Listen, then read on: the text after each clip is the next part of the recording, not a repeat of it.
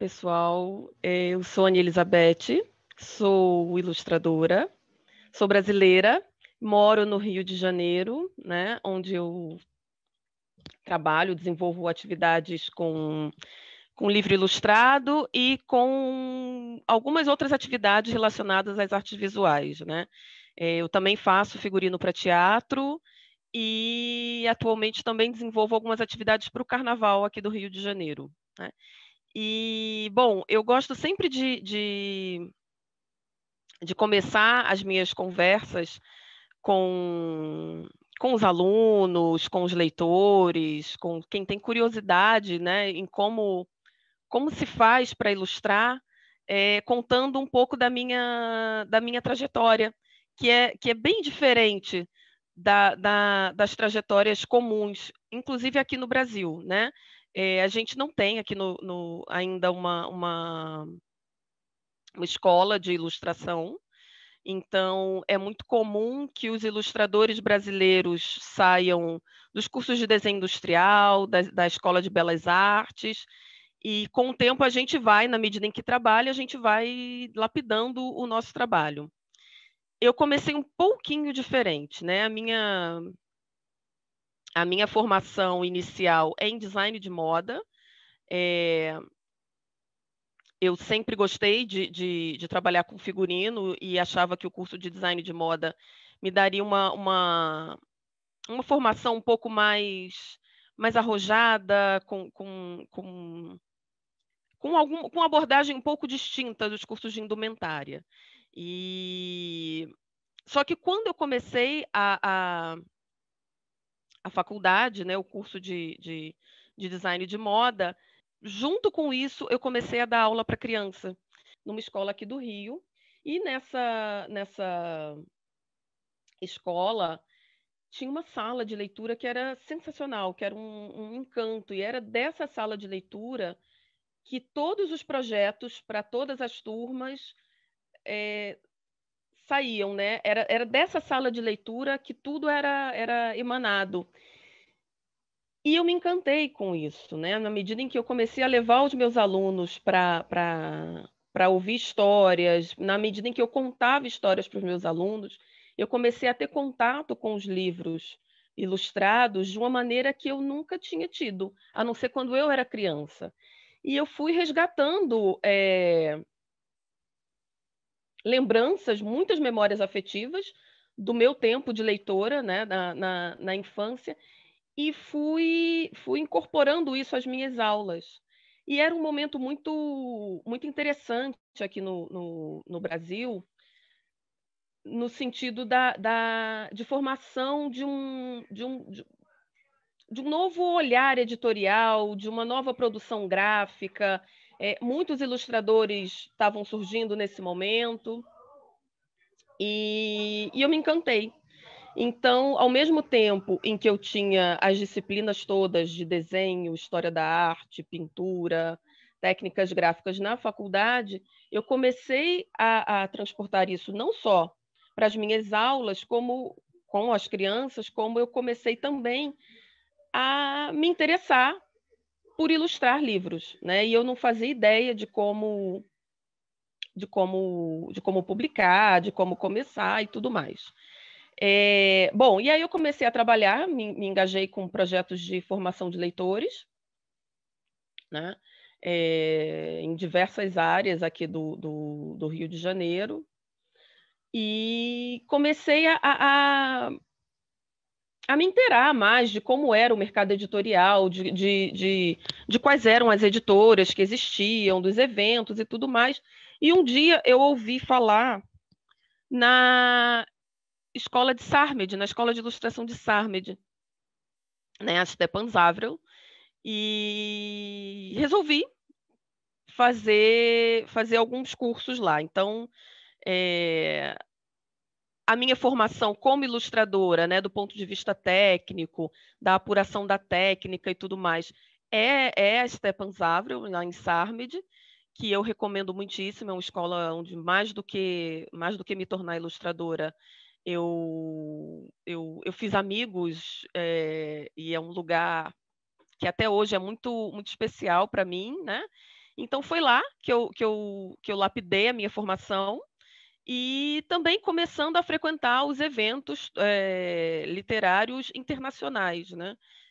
A Feira de Bolonha, a Feira do Livro de Guadalajara, o Salão do Livro de Paris, enfim, todo esse circuito em torno do livro ilustrado foi muito importante para mim, para eu entender um pouco do mercado, mas para eu também entender quem sou eu dentro desse mercado, né? Porque é tão importante quanto a gente compreender quais são as tendências, o que rola no mercado, compreender também qual é o nosso papel dentro dele, o que nos cabe dentro dele, né? Isso tem a ver com identidade e com voz autoral, né? Que eu vou falar disso daqui a pouquinho, de maneira mais detalhada. Bom, então eu comecei assim, ao mesmo tempo em que eu fazia livros, eu continuei dando aula um tempo, comecei também a dar cursos, oficinas, palestras sobre formação de leitores e sobre o papel da ilustração na formação de leitores. E com o tempo eu larguei a escola, né? Eu já não, assim, eu precisei fazer uma opção entre continuar professora e ser ilustradora, e aí, claro, que o coração falou mais alto e eu optei pela ilustração e por todas as atividades correlatas, né? Então, hoje eu tenho eu dou aula de ilustração para crianças e para adultos que tenham interesse em se tornar ilustradores. Eu tenho uma oficina para isso e sigo ilustrando livros, né? Bom, mas ok. Contei um pouco da minha história mas o que faz efetivamente um ilustrador, né? O ilustrador ele cria narrativas visuais, muito mais do que desenhar, muito mais do que ser expert em determinada técnica. O ilustrador é o responsável por criar uma narrativa visual.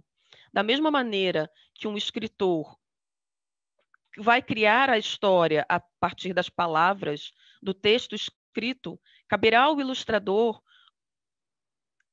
compor as imagens para esse livro a partir de uma narrativa, né?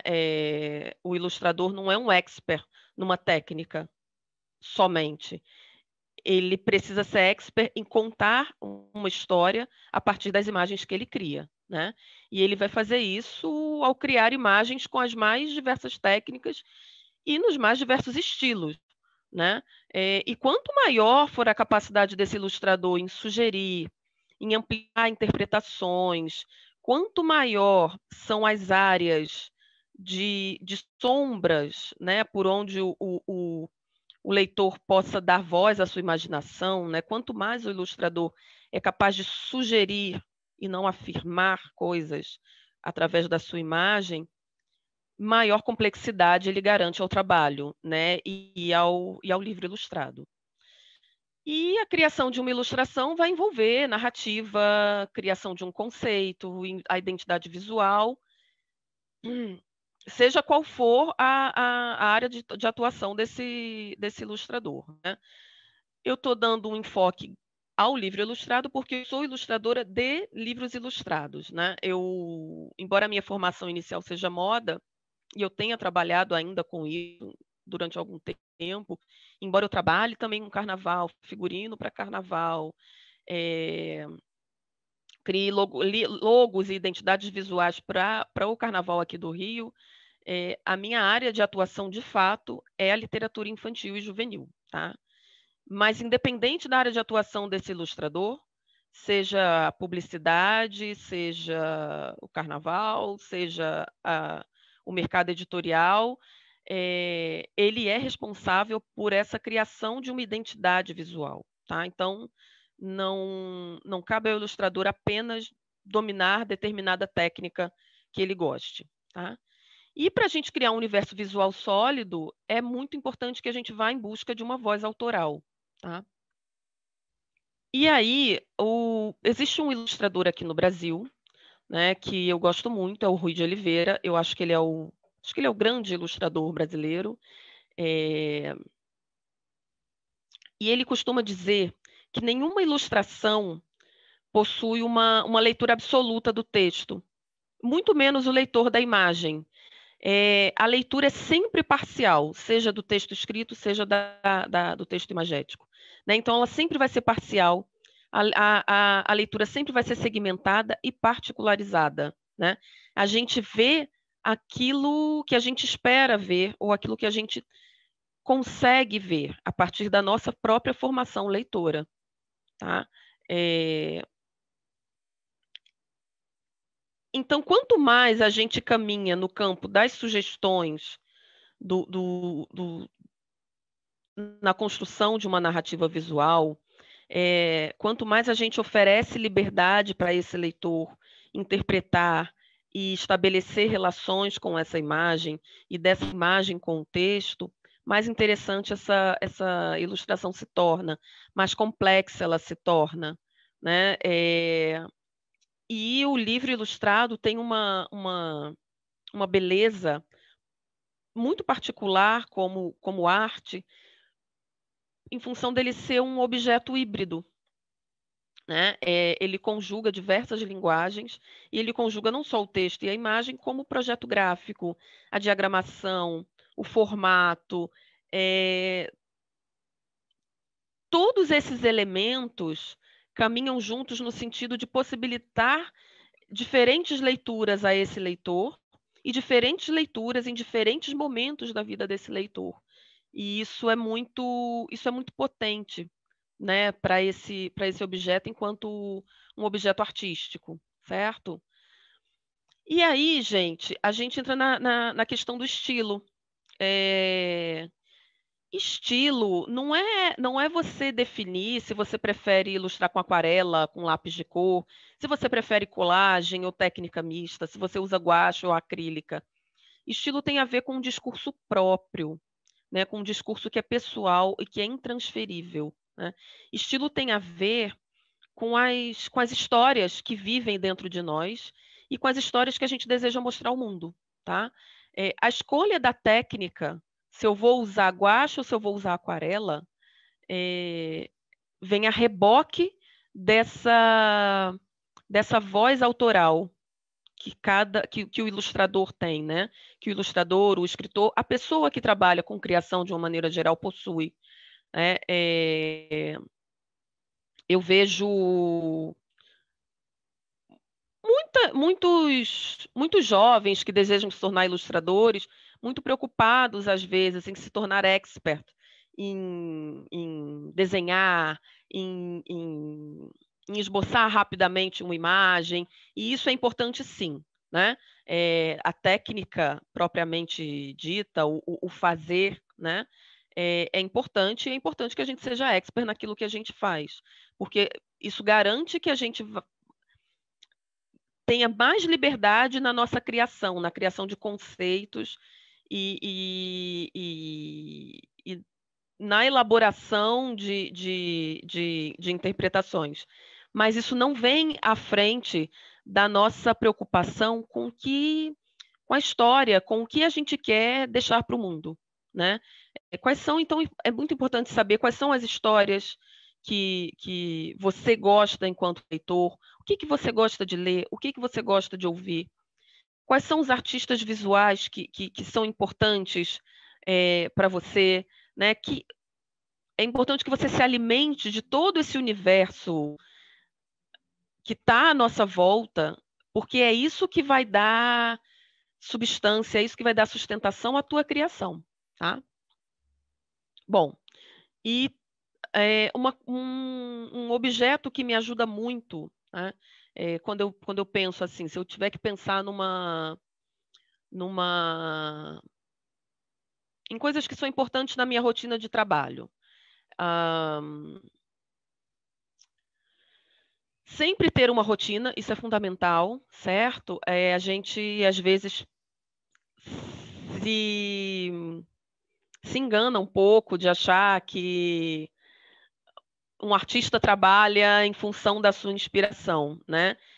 Isso não é bem verdade. A inspiração existe na medida em que a gente trabalha para que ela exista, né? Então, uma rotina de trabalho diária é fundamental, né? Coisas que eu faço no meu dia a dia, por exemplo, eu tenho uma rotina de acalentamento do meu traço, digamos assim, né?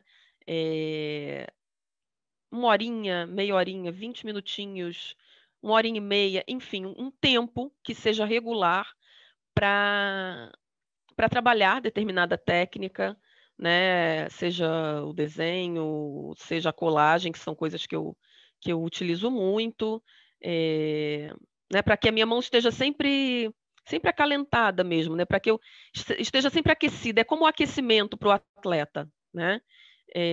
Isso é importante. É importante explorar coisas novas, estratégias que normalmente você não utiliza, mas ou que você deseja utilizar, ou que você não tenha domínio sobre aquilo, né? Então, durante muito tempo, eu, eu tive muita dificuldade, por exemplo, em desenho realista, né? Também é um outro grande equívoco, né? As pessoas costumam achar que o ilustrador é aquele grande desenhista, né? Que o ilustrador já nasce sabendo desenhar. E eu gosto sempre de deixar muito claro que eu nunca fui a melhor desenhista da turma. Eu não sabia sequer, até a faculdade, eu sequer sabia que eu poderia desenhar ou que eu poderia criar ilustrações. Eu lembro que eu era uma aluna bem medíocre, inclusive, na faculdade, e meus professores de desenho não levavam muita fé no meu, no meu traço, não. E aí eu fui descobrindo, por conta dessa dificuldade, que você aprende a desenhar, tanto quanto você aprende a escrever, tanto quanto você lapida a sua caligrafia ou qualquer coisa na sua vida, você também aprende a desenhar, né? Desenho não nasce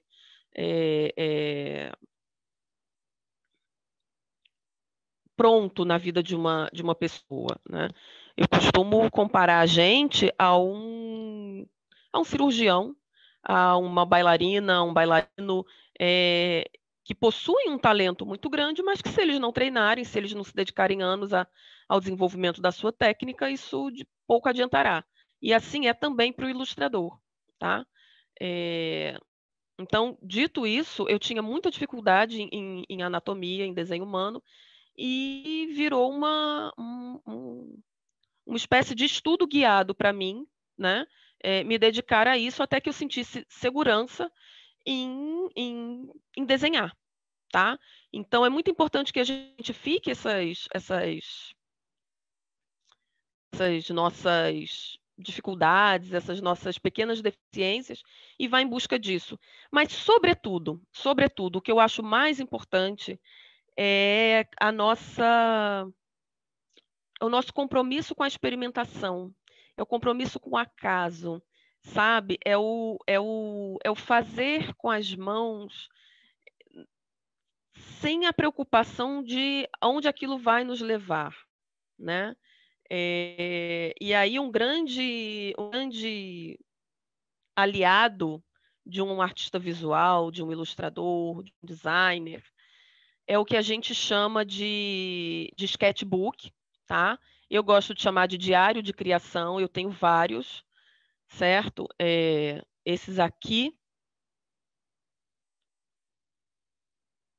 são dois dos que eu estou explorando agora, junto com esse aqui, né? É um projeto de pesquisa meu, né? Eles têm uma finalidade, né? É meu projeto de pesquisa do mestrado, no qual eu estou falando de processo de criação, de como esse processo se dá, e eu utilizo para isso, meu objeto de estudo é o processo de criação da Mary Shelley para o romance Frankenstein, né? Então, enquanto a Mary Shelley trabalhou com a palavra, eu tenho trabalhado com a imagem, né?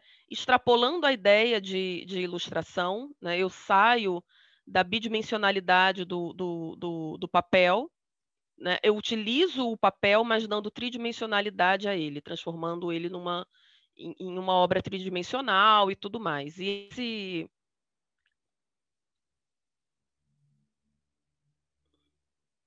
nesse diário de criação, que é como eu gosto de chamar, é onde eu vou explorando técnicas aleatórias, né? Então, aqui tem criação de textura com tinta óleo, com tinta acrílica, tem uma série de colagem, tem o paper cute, tem uma monotipia aqui, tem um trançado de papel, anotações, enfim, eu costumo chamar de diário de criação por conta disso, porque é um espaço onde a gente vai dando, né? Esse aqui é um outro diário também. É um diário onde a gente vai dando asas mesmo aos nossos processos criativos, né? E vai exercitando a nossa intuição, né? Vai exercitando não só a desenvoltura do traço e da técnica e tudo mais, mas é onde a gente vai fazendo anotações de coisas que podem ser interessantes, vai colocando referências, né? Uma grande referência para mim é o cinema expressionista alemão. Então, aqui tem uma imagem de um filme que eu gosto muito, que se chama As Mãos de Orlak. Tem aqui pequenos esboços de uma Mary Shelley jovem, uma Mary Shelley mais madura, misturado com imagens de Otto Dix, que é um artista visual alemão, né, do início do século XX, que pega também um pouco do expressionismo, e ele tem uma obra que sempre mexeu muito comigo, né? E isso é importante também para o ilustrador reconhecer que artistas visuais, que artistas plásticos dialogam com você, né? E a resposta precisa ser muito intuitiva, ela não é o diálogo objetivo, necessariamente, né? Só depois é que eu fui saber que o Otto Dix trabalhava com monotipia, com litografia, com colagem, que são coisas que eu gosto muito. Não era isso, era o que no discurso interno dele dialogava com o meu discurso interno. Então, ele acabou se tornando um artista que eu pesquiso bastante, de quem eu gosto muito, enfim, e que interfere muito no meu trabalho, né? Então, muito mais do que a gente ficar observando o trabalho de outros ilustradores, eu acho que decisivo para o linear de uma voz autoral nossa é buscar em outras linguagens artísticas aquilo que pode ser interessante para a gente, né? E experimentar, gente. Eu vou mostrar para vocês aqui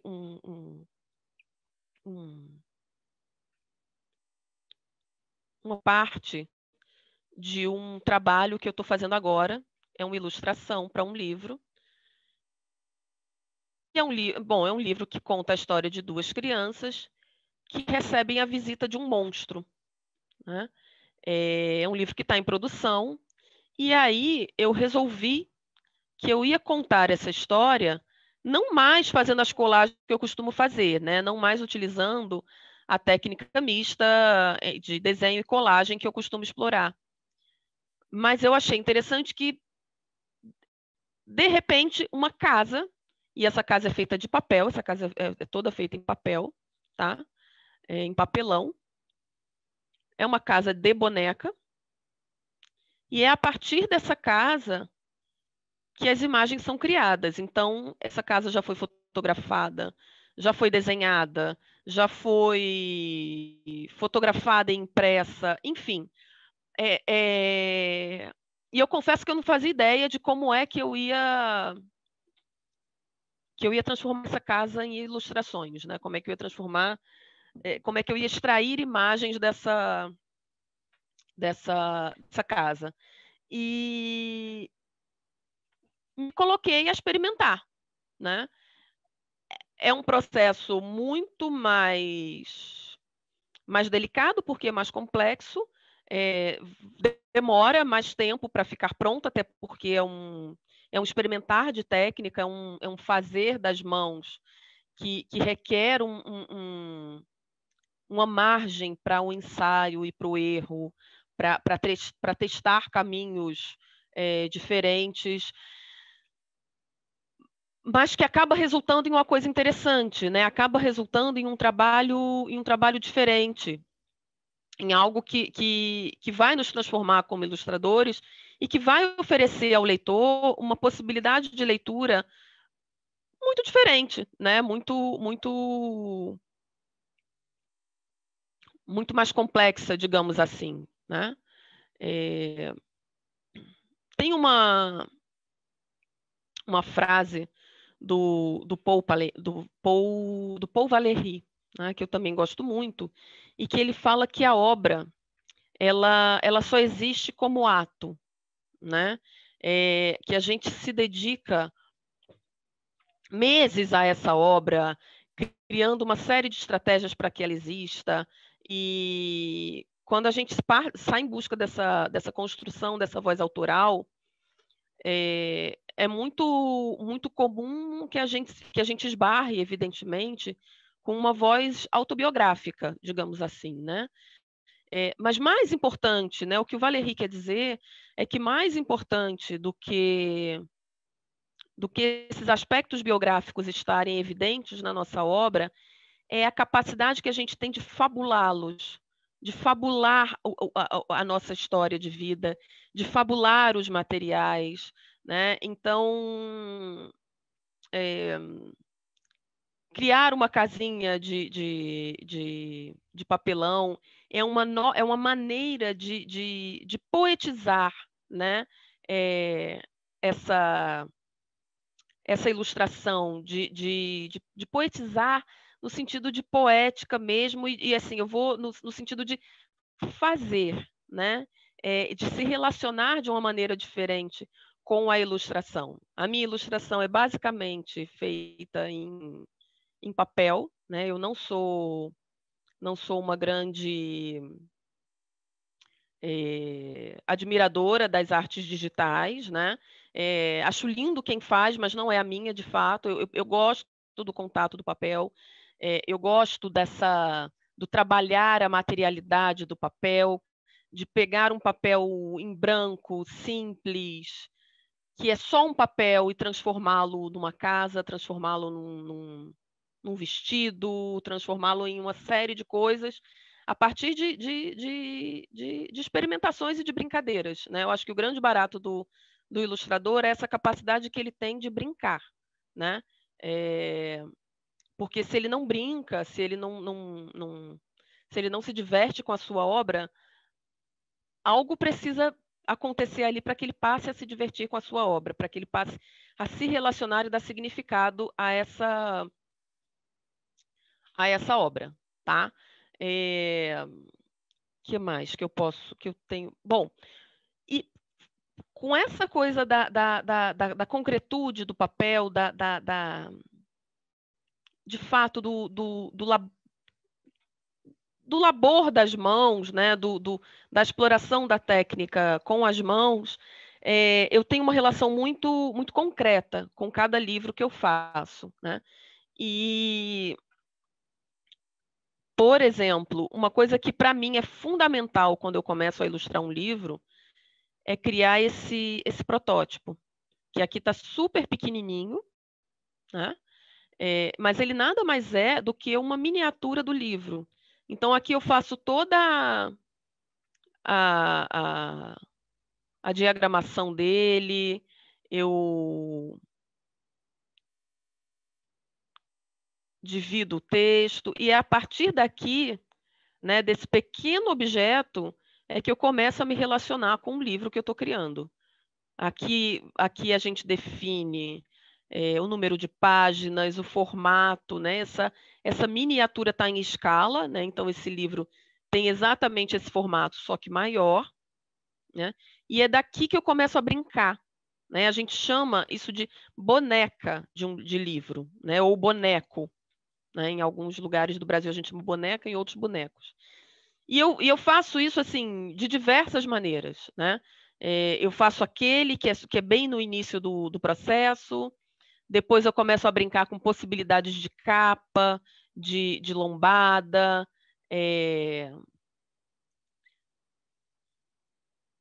porque eu preciso sentir esse livro nas mãos, eu preciso sentir essa concretude, né? Então, esse aqui foi um projeto que eu fiz, chama-se Coleção Primeira Infância, é uma coleção autoral, eu fiz texto e imagem, e aí eu precisava saber, né, se eu faria com esse tamanho ou com esse tamanho aqui, né? Então, todo o meu processo é absolutamente manual. Eu preciso disso para ir me adonando desse processo de criação. E uma outra coisa que para mim é fundamental, eu trabalho normalmente com colagem, né? E a partir dessa colagem eu vou ampliando isso, né, para uma técnica mista, com diversos outros elementos. Eu costumo trabalhar com tinta acrílica ou tinta óleo, né? Atualmente eu confesso que eu estou explorando muito essa coisa da tinta óleo, voltando para a monotipia, voltando para gravura, para litogravura. Isso tem me feito muito bem. E o primeiro passo do meu processo de trabalho é o que a gente vai fazer agora, é criar texturas, tá? Então, eu vou fazer aqui um exercício rápido com materiais que eu gosto de trabalhar, que eu normalmente trabalho, que são materiais muito simples, né? E que me permitem uma dose de improvisação, né? E de exploração da intuição que me fazem muito bem, tá? Eu trabalho normalmente com acrílica ou com essa tinta, que é uma tinta, é tinta de parede, né? Só que a gente encontra em potes pequenininhos, em papelaria e tudo mais. Para a criação dessas texturas, eu gosto de trabalhar com um rolinho de espuma, certo?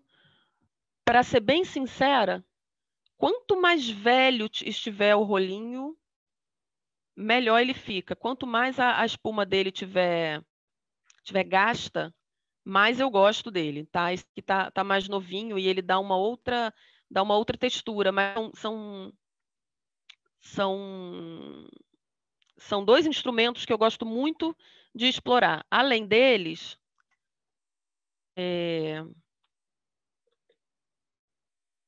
pincel, tá?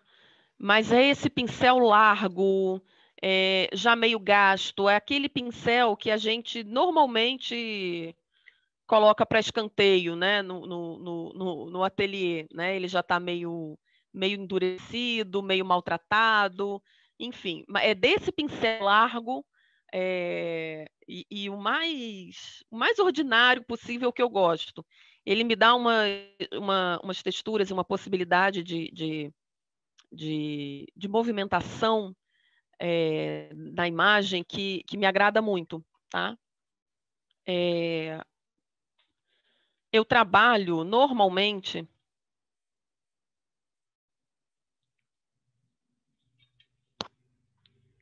com essa tinta, tá?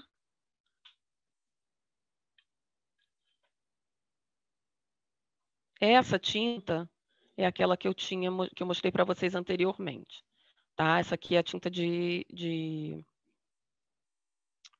pintar parede, gente. Só que ela é vendida em potinhos, em papelaria, em loja de artesanato. ela tem essa consistência, tá? Uma coisa que eu aprendi com o tempo, esse preto aqui é o que a gente chama de preto gráfico, tá? Uma coisa que eu aprendi com o tempo e que eu recomendo muito, porque isso ajuda a gente a afinar a técnica, afinar a cartela de cor, harmonizar a nossa imagem. Eu trabalho com as 3 cores básicas: o vermelho, o amarelo, o azul, o branco e o preto. Eu não compro outras cores além dessas. E é a partir dessas 3 cores básicas, mais o branco e o preto, que eu faço todas as misturas e que eu obtenho todos os tons que eu preciso, tá? Aliás, e o preto eu só uso como preto efetivamente, certo? E, para ser bem sincera, eu prefiro fazer o preto gráfico, que é esse aqui, tá? O preto gráfico é a junção dos 3 tons básicos, vermelho, amarelo e azul, em determinadas quantidades, e a gente vai... Também é um processo muito de experimentação mesmo, a gente só consegue saber quais são as quantidades efetivamente fazendo, tá? É um preto sempre diferente um do outro, é sempre diferente também do da loja. Isso me agrada muito, isso amplia muito as possibilidades de exploração gráfica, tá? E é com esse preto que eu estou trabalhando. Esse potinho aqui é uma mistura já que eu fiz, é um preto gráfico que eu obtive, tá? E, enfim. Vamos lá. Vou trabalhar primeiro com esse rolinho aqui. E uma coisa também que eu aprendi, pessoal, é o seguinte.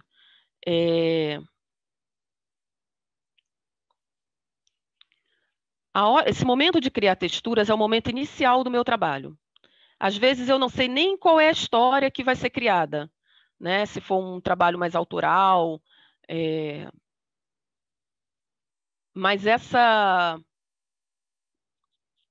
esse brincar de texturizar um papel com rolinho, né? Colocando mais tinta, como eu fiz aqui, ou colocando menos tinta, né? Como eu estou fazendo aqui, menos pressão na mão, brincando com isso, brincando com a largura dos gestos, né? Aqui a gente não tem um espaço, mas o ideal é fazer isso com papel enorme, né? Com a folha de tamanho A3, tamanho A2, para que o braço possa se movimentar com liberdade. Isso vai nos dando uma certa...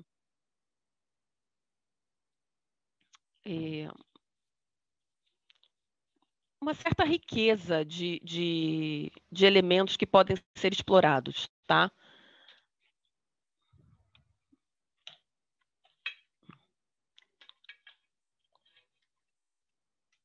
Vou agora experimentar esse outro rolinho, porque ele vai me dar uma outra textura já completamente diferente.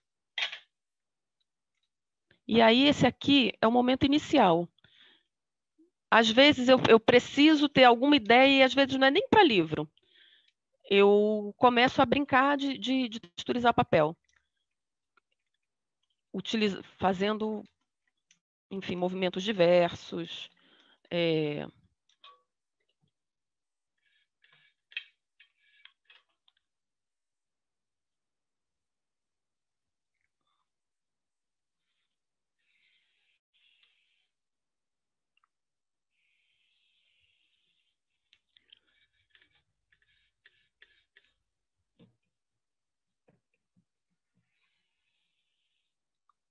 Enfim, explorando de todas as maneiras. Amasso esse papel.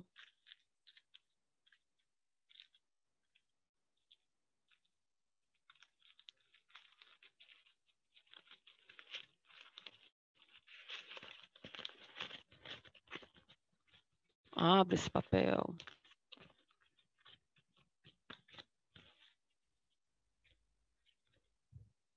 Pego sei lá, um giz pastel e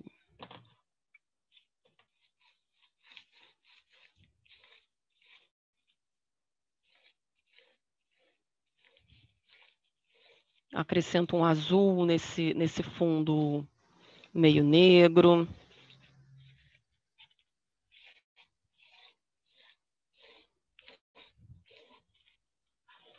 Esse é o momento da liberdade absoluta, tá? Posso trabalhar com carimbo, posso trabalhar com stencil, que mais? Posso fazer... E aí, já que eu trabalhei com azul, a gente vem com a cor complementar, né? Posso fazer listras.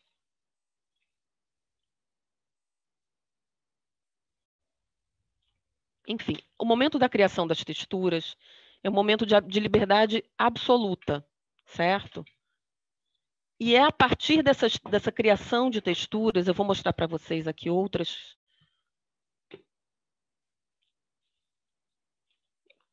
texturas. Tá vendo? Olha aqui.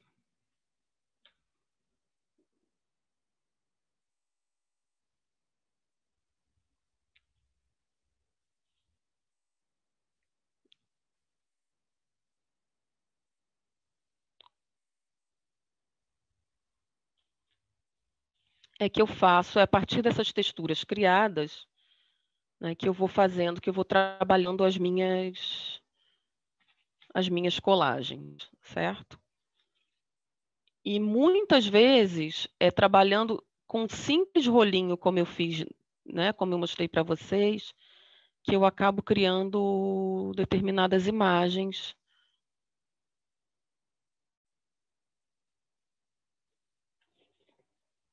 Como essas aqui, que são experimentações, certo?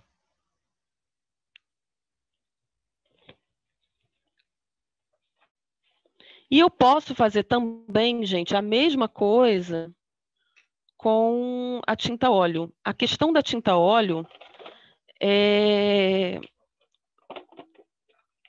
tem só um cuidado que a gente tem que ter, tá? Esse é o meu azulejo, não precisa ser um azulejo, claro, mas o ideal é que seja um espaço muito plano onde a gente possa trabalhar, tá? O meu já tem bastante tinta aqui, eu acabei desenhando uma florzinha e tudo mais. E a questão da tinta óleo é que ela demora a secar, né? Um tempo que a acrílica, por exemplo, não precisa.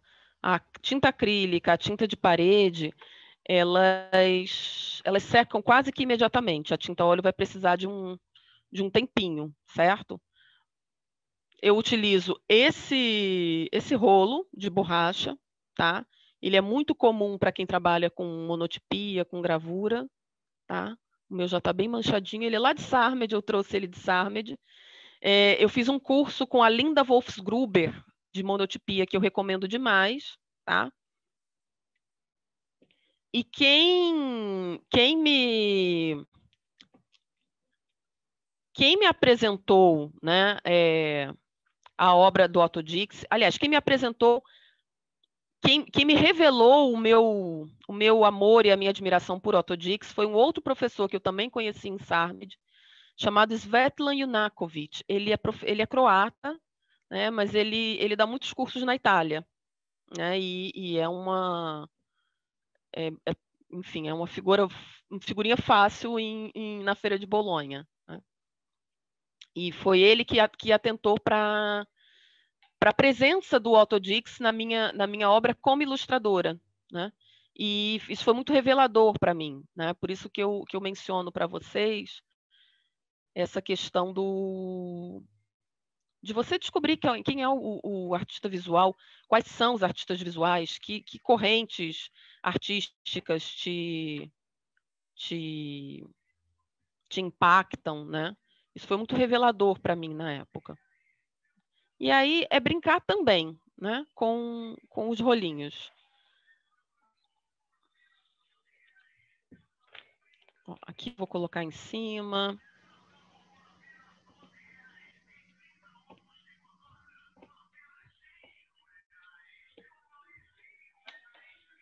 E aí eu já tenho um outro efeito. Né?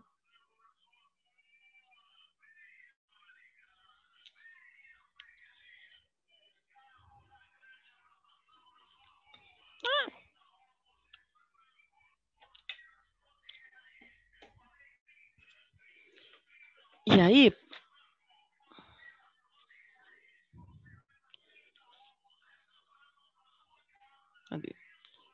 essas aqui são texturas que eu fui fazendo esses dias, né, para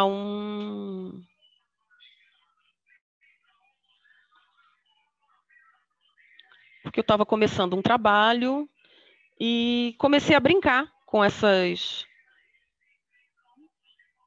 cores, comecei a brincar com vermelho, com amarelo, com o preto, o vermelho, o amarelo e o azul, e saturar isso até me dar um certo tom de negro, né? E eu adoro essas texturas, porque elas dão uma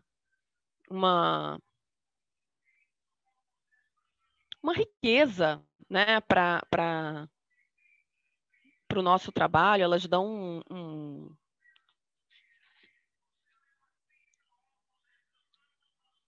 elas dão movimento, elas dão riqueza cromática. Realmente é um material que eu gosto muito de explorar. Né? E aí, gente, cadê?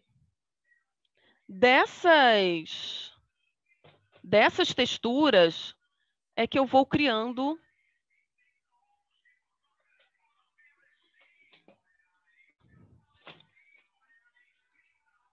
as minhas imagens.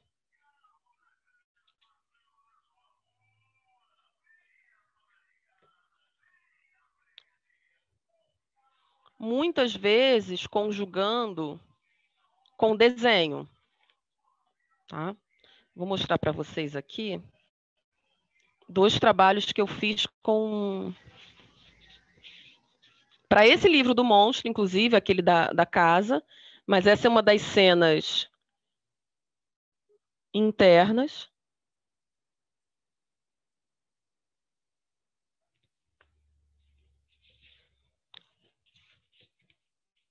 Essa também.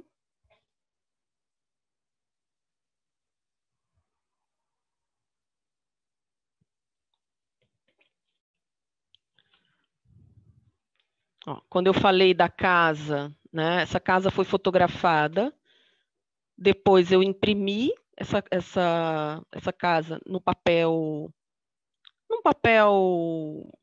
de fotografia um pouco mais fino. Trabalhei com o envelhecimento dela, lixando mesmo, com lixa de parede muito fina, né, com bastante cuidado, e colori com lápis de cor. Né?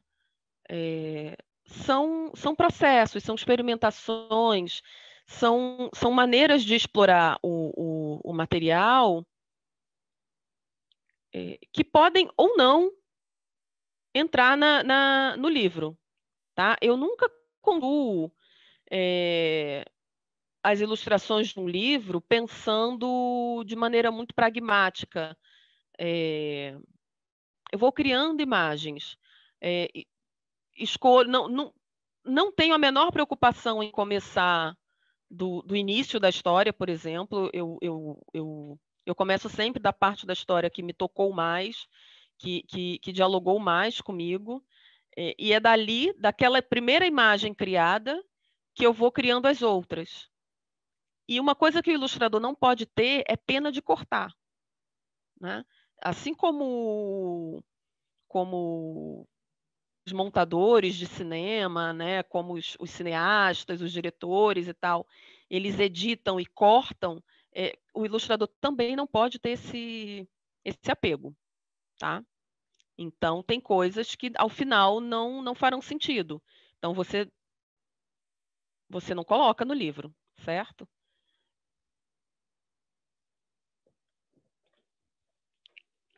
E eu quero fazer com vocês, muito explorando essa coisa do brincar, né?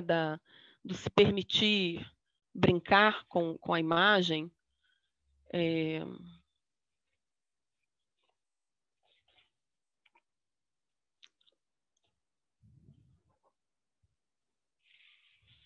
Uma imagem aqui, rapidinho, né? Uma outra coisa que me agrada bastante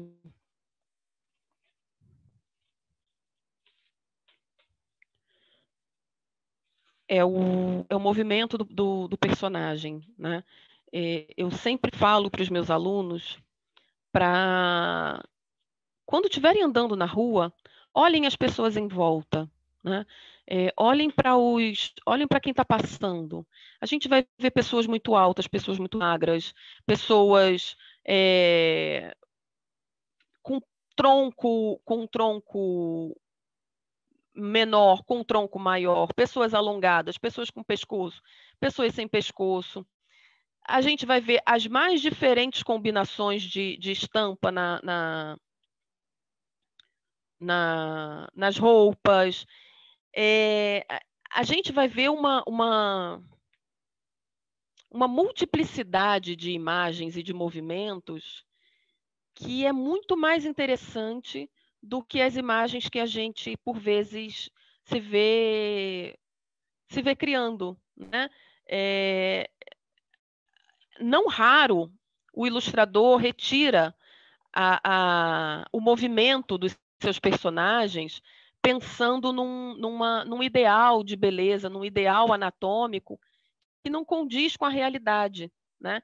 Então, uma atividade que eu sempre faço, né? Uma coisa que eu gosto sempre de fazer é brincar com essa morfologia desse personagem. De que maneira? Né? Ó, vou mostrar aqui para vocês uma.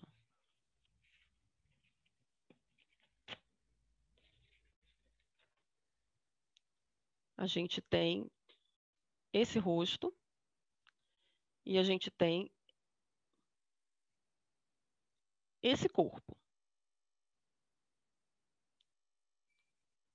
Eu posso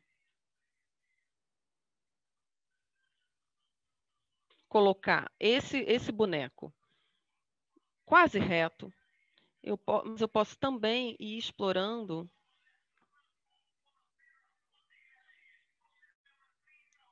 o movimento dele.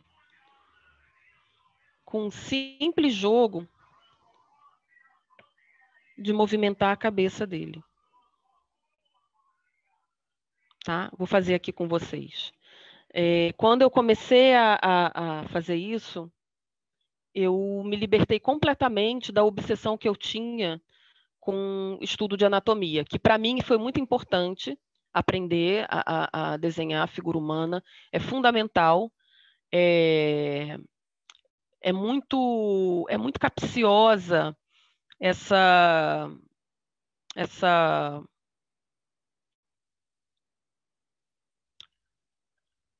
liberdade imagética que a gente percebe, né, nos livros. É muito importante que o ilustrador que está começando a trabalhar entenda que uma construção de uma imagem não pode ser a reunião de disfarces de suas inseguranças na criação dessa imagem, certo? Então, eu não faço esse boneco completamente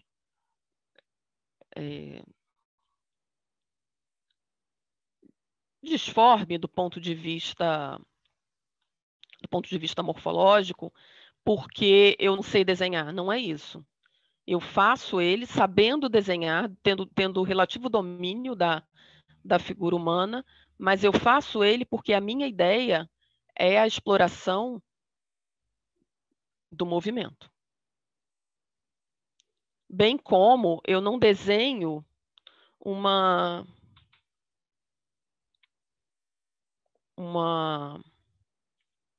árvore estilizada, uma casa estilizada, ou eu não exploro silhueta porque eu não saiba desenhar. Eu sei desenhar. Mas, para contar uma história, talvez uma silhueta simplificada como essa seja muito mais eloquente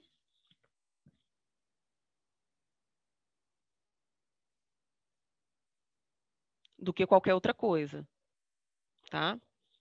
Então, isso é importante para quando a gente está começando.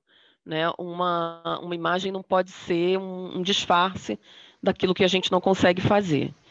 Então, gente, vamos lá.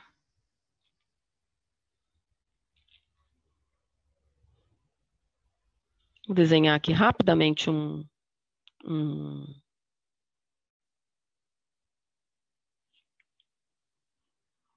esquema de um rosto, tá? Ele está olhando mais para o lado.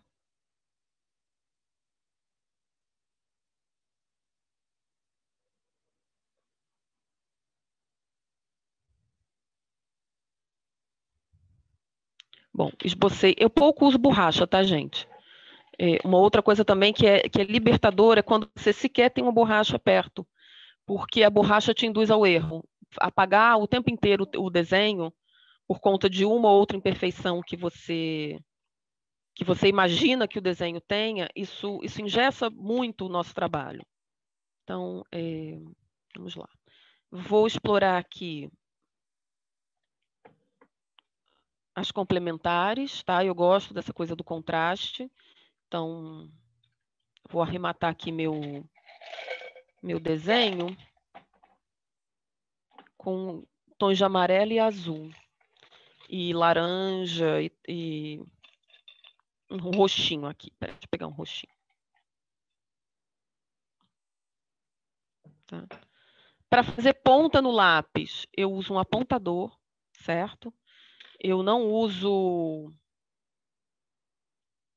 mais estilete, eu aboli o estilete da minha vida, embora isso seja um sacrilégio para no universo das artes, mas eu gosto dessa ponta aqui que o apontador me dá.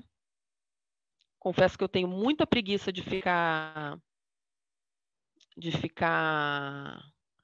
apontando coisa com estilete e tudo mais. E aí vou trabalhar aqui, fazer esse rosto aqui.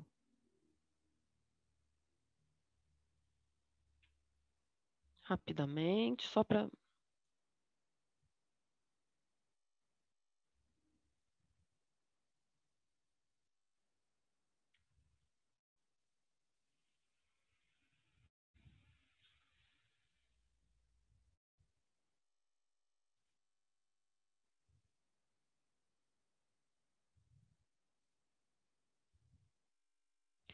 Bom, e aí eu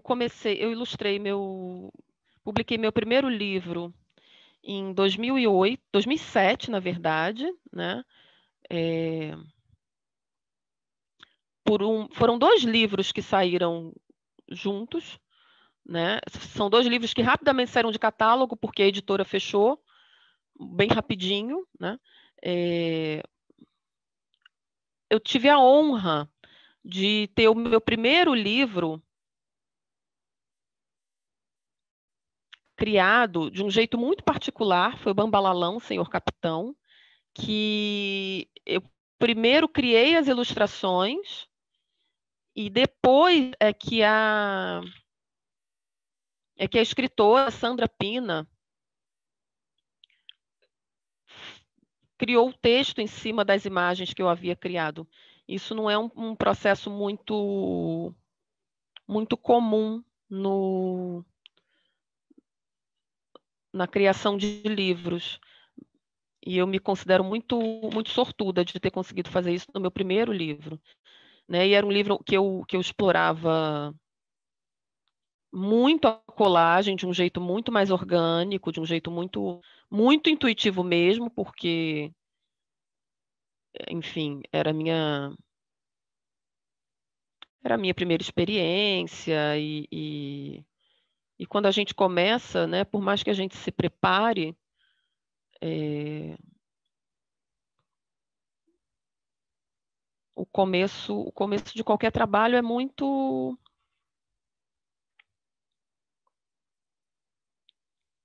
na base do ensaio mesmo, né? E de ter coragem de se mostrar e de fazer, né?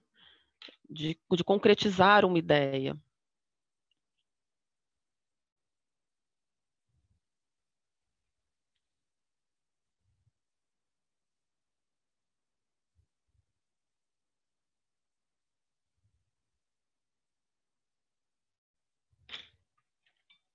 Bom, gente, estou fazendo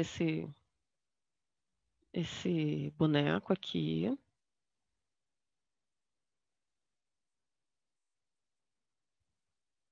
Tô trabalhando bastante o contraste dele. Uma coisa que eu gosto é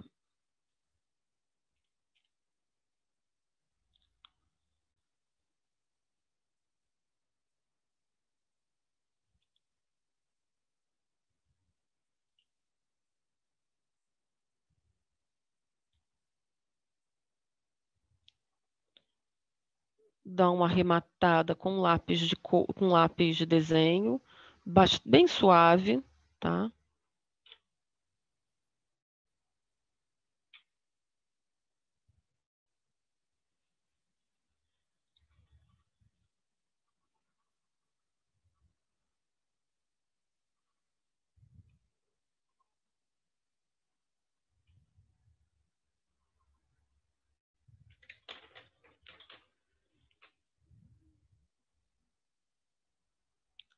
Tendo aqui a noção de que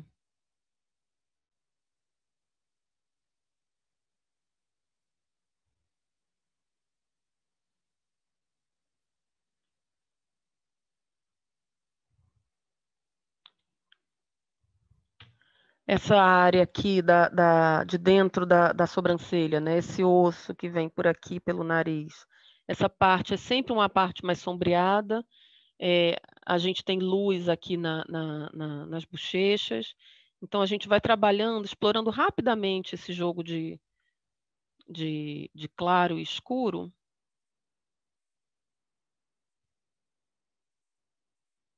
Né? E isso vai dando uma riqueza, né, a nossa figura. Bom, fazer aqui. Eu gosto de uma tesourinha assim, pequena, com a ponta bem fininha, tá? Essa tesourinha normalmente vem com essa ponteira, tá? A gente chama de tesoura de precisão, porque ela corta até a última pontinha dela. Agora ela corta mesmo, ela machuca, tá? Por isso que é importante ela estar sempre com a ponteira. E aí, é exatamente dessa maneira que eu trabalho, gente. Fiz a cabeça,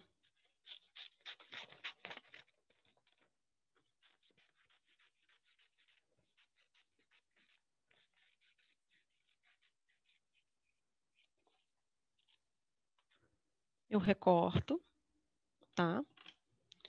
E aí vou trabalhar com formas o mais orgânicas possíveis. Sei lá, vou cortar aqui.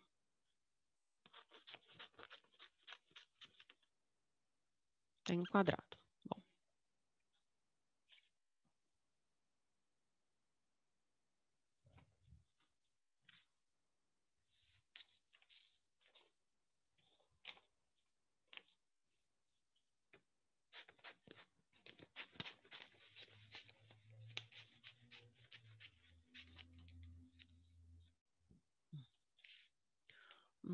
Vamos lá.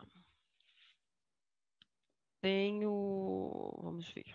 O que eu posso pegar daqui para dar contraste. Aqui. Vou cortar.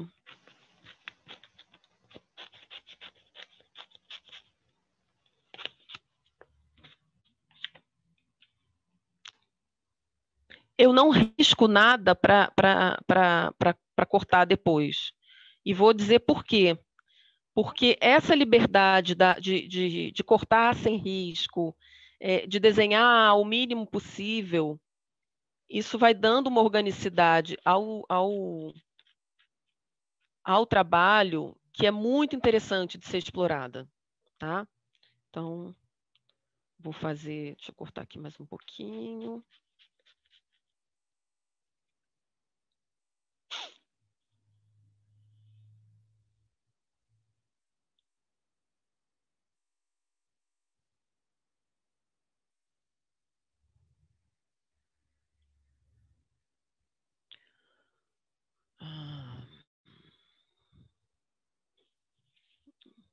E aí agora eu quero, estou trabalhando muito com os vermelhos e os pretos. Eu vou agora para dar um contraste, aproveitando que eu tenho vermelho, eu vou usar um pouquinho desse verde aqui.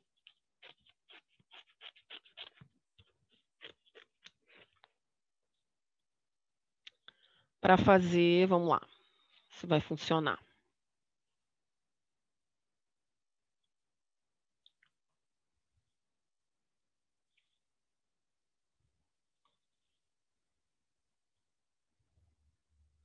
As mangas. Ok. E aí,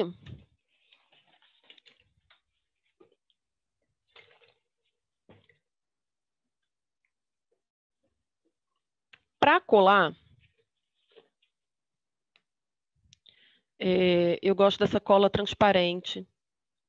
Ela é uma cola sem muita água, então ela não enruga o papel, tá? E aí, gente, aqui, vou descer um pouquinho aqui a imagem. Eu posso colocar esse personagem mais assim.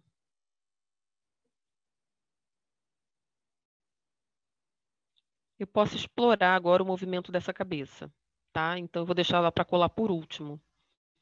Eu vou colar as partes do corpo dele, tá? Vou colar a manga, tirar a cabeça aqui, então.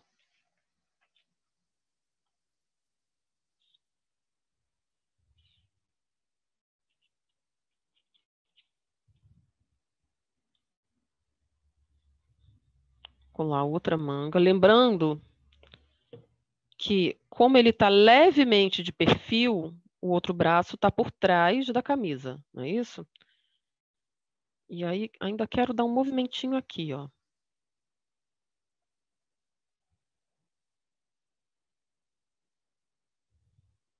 Então, vamos lá.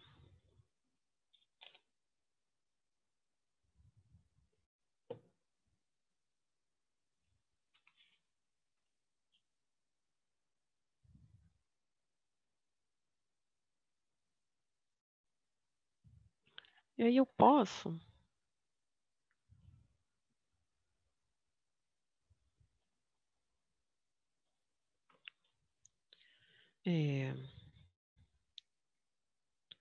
fazer listras na manga da camisa. Né?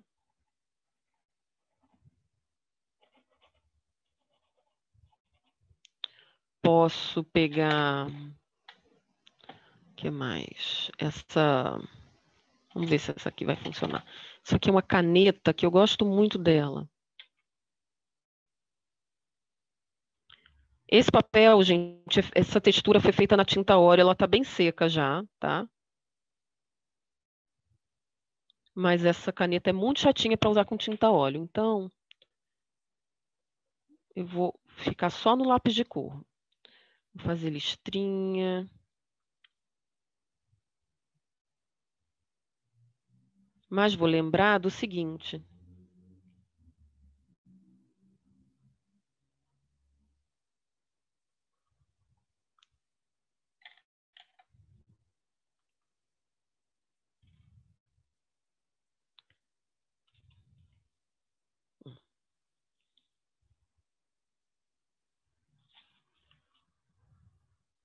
Ó, eu posso usar esse boneco. Posso colocar essa cabeça assim. Eu posso colocar essa cabeça assim. Assim. E aí alguém há de dizer, nossa, mas não, as pessoas não fazem esse movimento na vida real. Sim, mas o que a gente está criando aqui é uma narrativa visual, é uma fabulação, é uma ficção, é uma brincadeira, tá? Então, a gente precisa ter muito isso em mente quando a gente vai criar uma ilustração, né? A gente pode aqui subverter as lógicas, sempre com cuidado para que isso se justifique na história a ser contada, né? Não é criar artifícios apenas porque, como ilustradora, a gente gosta de inventar coisas. Mas se na história que eu vou contar cabe colocar um personagem como ele, que está aqui todo redondinho, está olhando para baixo, tem uma barriguinha,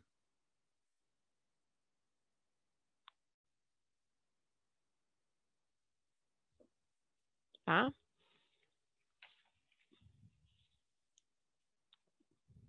Posso aproveitar também.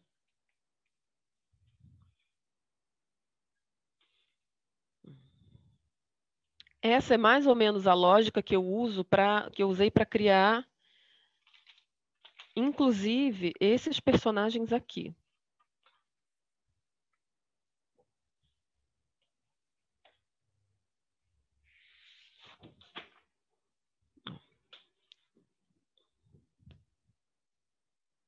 É a mesma ideia. É criar a cabeça, criar o corpo e depois ir compondo esse movimento, né? Dentro daquilo que é interessante para a história que está sendo contada.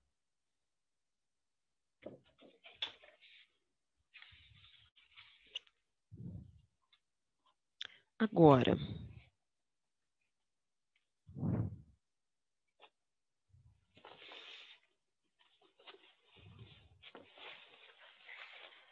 e para a gente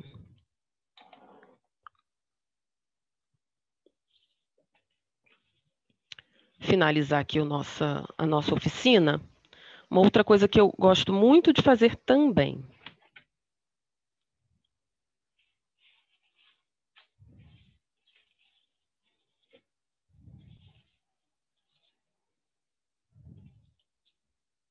Às vezes, bom, deixa eu dobrar aqui para ficar melhor.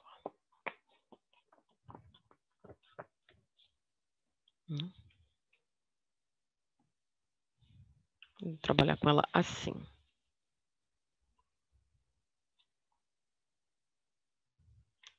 Esse fundo está escuro, ele é um fundo também que eu explorei o preto, o vermelho, o amarelo. E eu vou brincar aqui.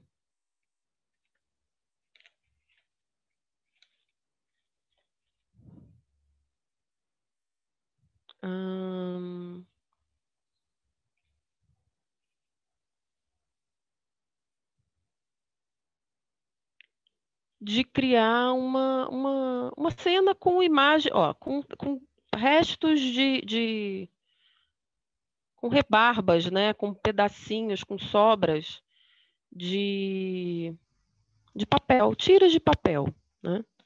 Se o fundo é escuro, para que eu tenha o contraste, eu vou tentar explorar na execução dos planos, né, no que está em primeiro plano, com tons mais claros, certo? Para que a gente consiga distinguir fundo de figura. E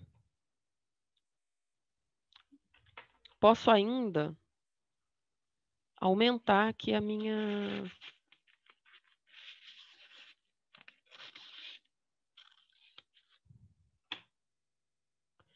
Eu gosto da tinta óleo porque a gente pode explorar tanto esse lado que é o avesso, quanto esse outro que é o direito, né? Que é efetivamente onde a tinta está.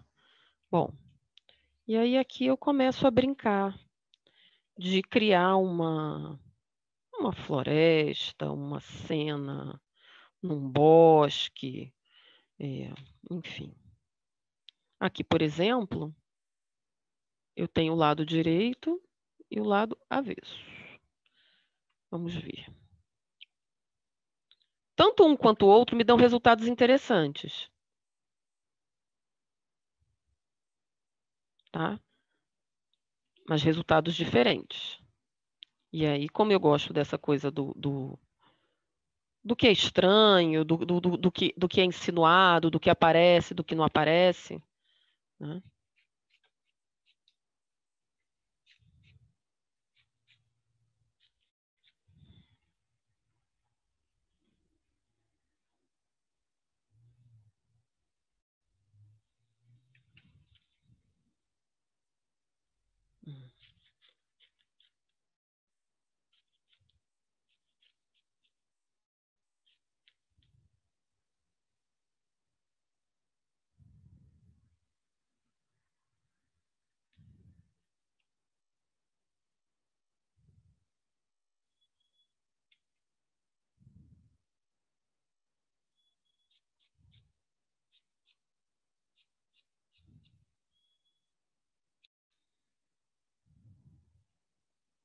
Criei aqui uma pequena floresta.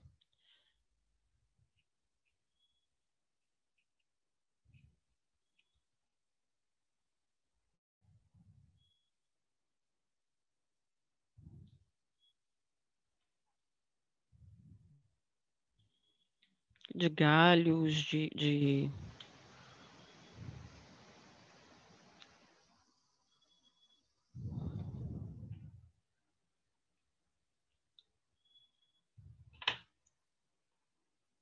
sombras.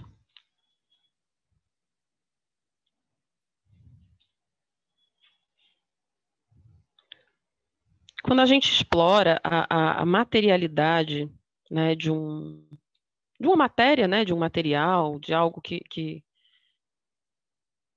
algo que a gente gosta de trabalhar, a gente vai ganhando intimidade com esse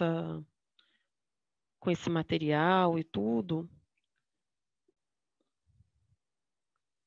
E a gente vai, como eu posso dizer, vai se divertindo com a brincadeira, né? Por exemplo, aqui, se eu coloco essa imagem, se eu coloco esse galho escuro, não vai me render muita coisa, mas se eu coloco ele aqui assim, ó, branquinho, ele já contrastou. Bom.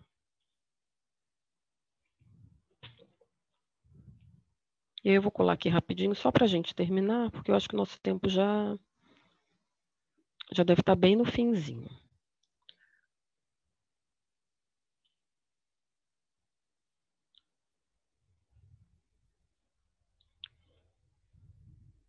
E uma coisa que me agrada muito, e eu já falei isso hoje aqui, é essa brincadeira de exploração do acaso, né?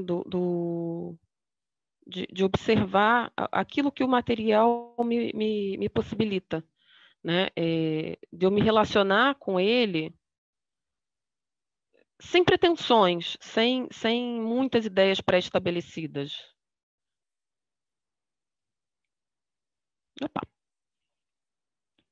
Normalmente, quando a gente se permite experimentar e brincar com um material, né, a gente acaba se surpreendendo e tendo resultados mais interessantes do que quando a gente tem muitas pretensões com ele, né?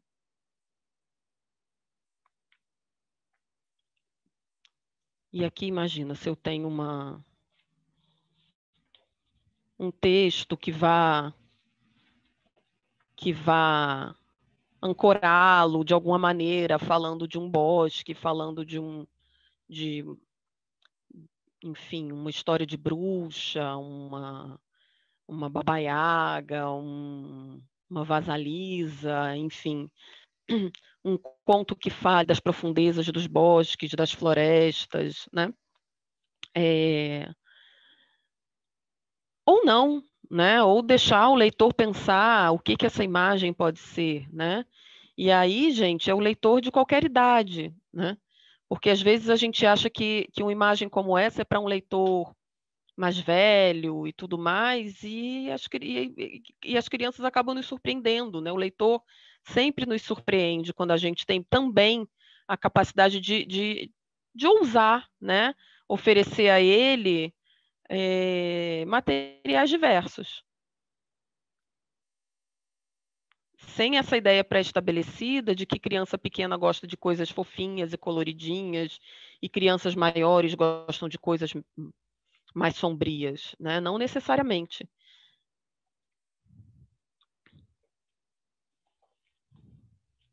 E foi exatamente assim, com essa ideia, que eu acabei criando, que eu criei essa imagem. Ela era só um treino, ela era só um aquecimento para as minhas mãos. E acabou sendo uma das imagens carro-chefe da história, né? E nessa história tem tanto essa imagem quanto a imagem da casa que eu já mostrei para vocês. Então, é um explorar de técnicas, é um explorar de caminhos, que tem como fio condutor o papel, né? O quanto eu gosto de explorar esse material chamado papel, e o quanto eu não abro mão, cada vez mais no meu trabalho, dessa ludicidade das experimentações, tá? E é isso, pessoal. Nossa oficina foi curtinha, 1 horinha de duração. É, é uma oficina que faz parte de um evento como a Feira de Bolonha, que já me deu tantas coisas, já me possibilitou tantas descobertas e tanto crescimento e na feira eu conheci um mundo inteiro novo, né? De pessoas e de possibilidades e de caminhos a serem seguidos. E eu espero que, mesmo virtualmente, seja um evento lindo, como sempre é, e que a gente possa retornar aos encontros o mais rápido possível. Que a próxima feira seja todo mundo se abraçando lá em Bolonha, tá bom? Muito obrigada. Eu vou deixar meus contatos aqui na tela. E, enfim, quem quiser entrar em contato comigo, fique à vontade, que eu vou adorar conversar com todos vocês. Muito obrigada.